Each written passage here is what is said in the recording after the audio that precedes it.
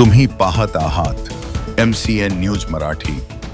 अकोला जिल्ह्यातील शिवापूर गावचे मूळ रहिवासी असलेले भारतीय सैन्य दलातील जवान पवन पुंडलिक पातोंड यांना 10 जून रोजी कोलकाता येथे वीरमरण आले।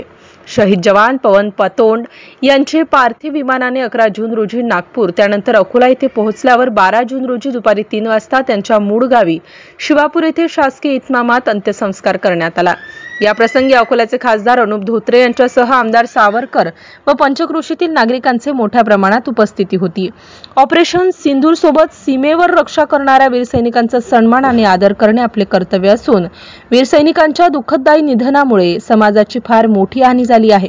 त्यांना आदरांजली देणे प्रत्येकाचे आद्य कर्तव्य असल्याचे प्रतिपादन खासदार अनुप धोत्रे यांनी या प्रसंगी बोलताना केले। शिवापूर येथील जवान पवन पातोंड गेली 19 वर्षापासून भारतीय सैन्य दलात कार्यरत होते। गतवर्षी त्यांची पोस्टिंग कोलकातापासून 150 किलोमीटर अंतरावर असलेल्या पानागड येथे झाली होती। दिनांक 4 जून रोजी कर्तव्यावरून आपल्या निवासस्थानी पोहोचताना त्यांच्या दुचाकीला झालेल्या जबर अपघातामध्ये ते गंभीर जखमी झाले।